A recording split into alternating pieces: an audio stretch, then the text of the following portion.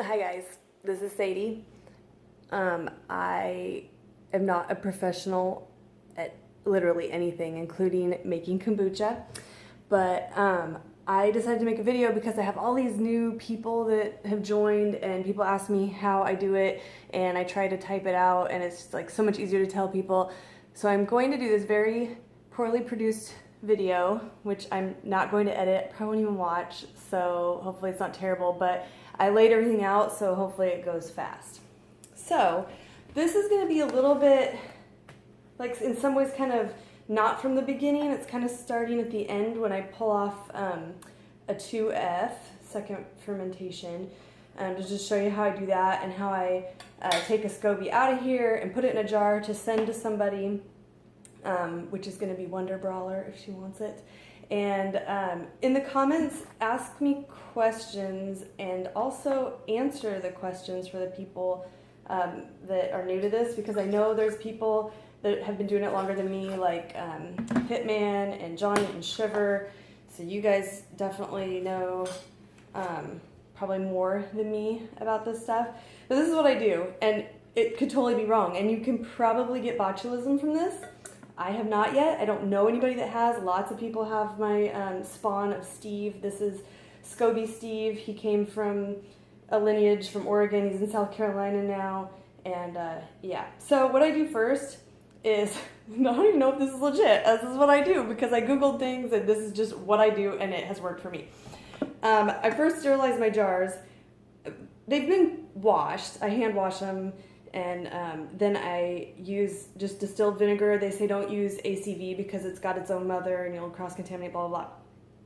I use quart jars instead of bottles because bottles are really hard to clean. And I just don't know that I can get them clean enough. I've used like the flip top bottles and they do produce really great fizz. And they're great for ginger beer and stuff. But like if you have chunks of fruit and stuff, they're just a nightmare. So I don't really use them. The one problem, like you'll see, this is a lid that I'm reusing that may be past its prime. It's got these little kinks where it's bloated because of the pressure, but in some ways that's kind of cool because I've had these tops actually blow off before, but the glasses don't break, the jars don't break, where I've heard of things like bottles breaking. So anyway, this is what I do. I'm gonna do it over the sink though because it's gonna leak because this is not a good seal on this baby, probably without the screw top. But anyway, I just shake the vinegar around in there. So here's the thing too. I don't know how this works. I don't know if like the vinegar really needs to sit to kill any potential bacteria. I do it just like this. Here's a little new lid. It says Spawn of Steve because that one's gonna be a gift. So yeah, this is how I do it. I don't know if it's right. Just let them drip dry for a little bit here. Okay, and then this vinegar, before I dump it out, I actually rinse my hands off in it, which I did wash my hands before I started here, but I just feel like ow, the cat scratched me. Ow. I feel like it just, one more sanitation thing? I don't know. Because guess what? My grubby hands are going to be grabbing that SCOBY because there's really no better way to get one out of there than just to grab it. And I have to grab one today. I don't always. Sometimes I just leave them in there. But eventually they get kind of big. This guy, oh, you can't see it now. Earlier today, I did take a picture of it though. It had like the seal and it was crawling out like they're alive. Which means this is probably a pretty good fizzy brew. I actually pulled some off to taste it before I started today. And it's pretty good. Okay, so I'm just gonna grab, like, there we go. Hey, SCOBY Steve, Spawn of Steve right there. Okay, plop. That one's gonna go away. Okay, always keep your stuff covered because fruit flies, I don't have any right now, but seriously, they will just appear when you start doing stuff with booch. Okay, so the first thing I'm gonna do before I start working on my second fermentation is just pull some off here for Jenny, or aka Wonder Brawler. I like to give it a little swirl like this because you get a lot of yeast on the bottom sometimes, and so you want to kind of stir that up because the yeast is where you get your fizz, and you want a lot of that. I do anyway. See, that's a Can you hear it? Like, that's not even sealed. Look at that fizz I'm getting. It's great. Okay. Sweetie, in here.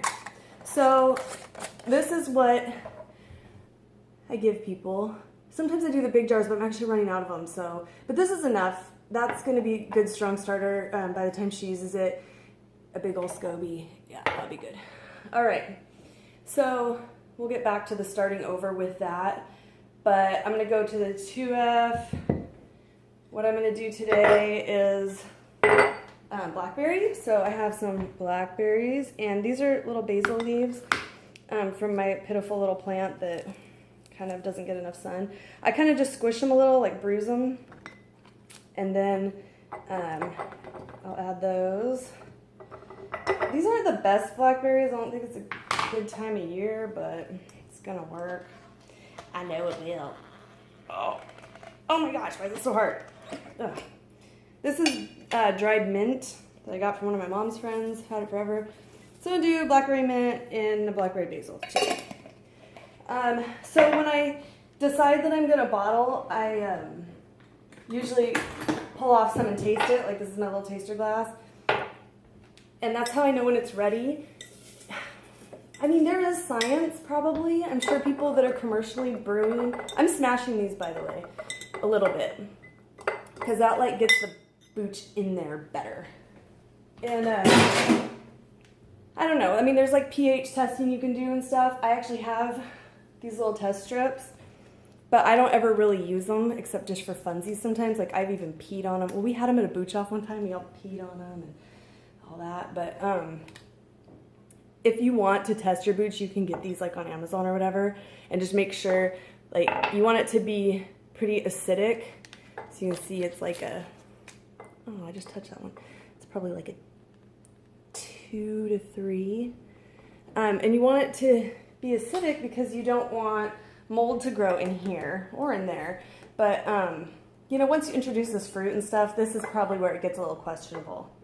So I'm going to say that tastes hard enough, pH, whatever, blah, blah, blah. And then I just do this. I'll just bottle it. If I let it go too long and it's like super acidic, like, oh, I can't even drink it. And I know some people drink it that way and it's supposed to have better health benefits, but honestly, I'm not really doing it for the health. I'm doing it for fun because it's really yummy. Look at that, those fizz in there. If it's too tart for me, sometimes I will just add some honey. I'll swirl that again. Like, I'll just put a scoop of honey in here. Whoops. And that just kind of sweetens it up some. You don't want to brew with honey because it has antibacterial properties that will damage your SCOBY. So yeah, you just want to use sugar.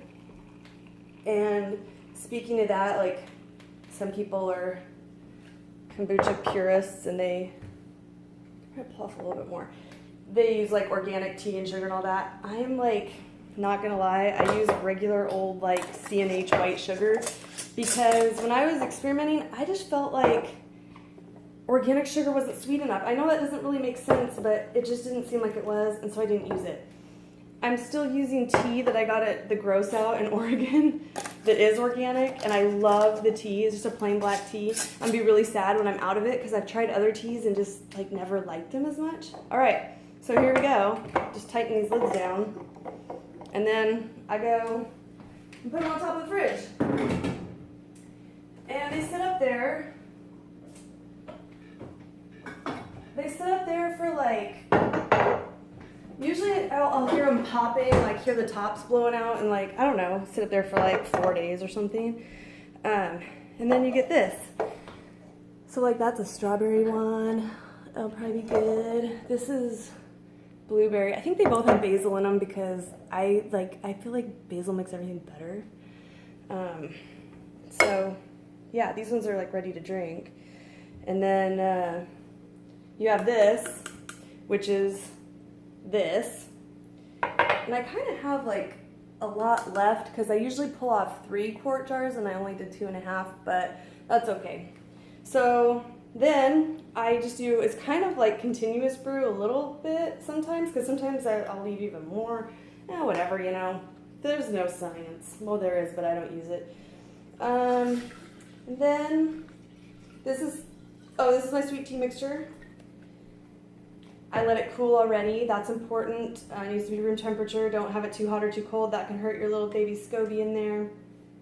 But yeah, then I just fill it up and it sits there for like, I don't know, 10 days until I put it in the cupboard over there and then I start to like smell it kind of vinegary. I'm like, oh, I bet my booch is done, and then I pull some off and taste it.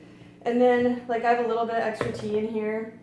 So this is my hotel. I made these little sweaters for them because it was really cold when I lived in Bremerton and Port Orchard. So this is like a little cover. I only did this for show because it's actually really warm here. So I just was gonna show you guys that that's an option if your house is cold. And they will kind of like, oh, did you hear that? One already popped. They'll kind of like make their own heat. But anyway, like they'll be like a little bit warm. It's kind of cute. I have a little bit extra tea. I just kind of feed my hotel. And this is where I keep like backup steves because God forbid I ever get mold. I still never have, but I just have like a backup hotel going just in case something happens to my primary brew. See, there's a big fat one in there because I haven't jostled it for a while. There's air under there. So if I give it like a little shake and he sinks, and the new baby will start on top. There's a couple in there. When you're letting your brew sit, you probably don't want to jostle it too much because it kind of messes up the baby. It's not going to hurt it, but that layer on top, you know, is the new baby growing, and you kind of, I think, want that seal. I think it's kind of a protective layer type thing or something. I don't know, Google it. That's what I did. And I've been making it it says on this jar since May 20th, 2014 is when SCOBY Steve was born in Port Orchard, Washington, my first brew. So it's been like going on 4 years. Never got anybody sick yet. I haven't got sick, no botulism, but don't sue me if you get botulism because apparently it's real. Ask Google in these sealed off containers because it's an anaerobic environment or whatever. I don't know. I think that's, oh yeah, so, but then when you're making the tea, the proportions, so get yourself a gallon jar, that's good. I use like 10 tea bags and a cup of sugar. That's what I do. I boil half the water and make the tea and sugar mixture pretty strong, and then I mix it with cold water to bring it to room temperature faster. But then so once you have that, you'll just dump your baby and the starter tea into it. They say start with at least 2 cups of starters, so this should be good. I usually always give people quarts though, because then it's like definitely going to be strong enough, because like I said, you want it to be acidic and not get mold. So like if you're starting with a smaller amount like this, you might just start with like a half gallon first, make sure it's kicked off and you're growing another SCOBY and brewing, and then add more later. But yeah, give me input in the comments, questions and input from all you guys if you actually watch this. Oh God, it's so long. I tried to be quick and I wasn't. Anyway, see you guys later.